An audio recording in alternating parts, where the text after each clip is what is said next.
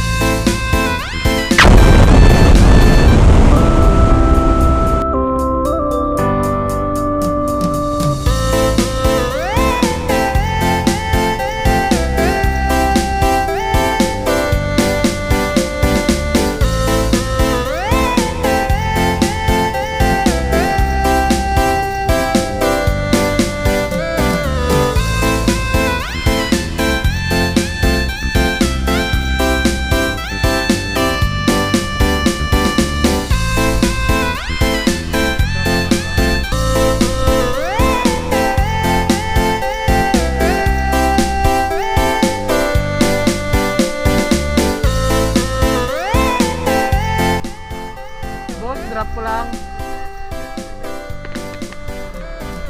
Di ba tayo, ma'am?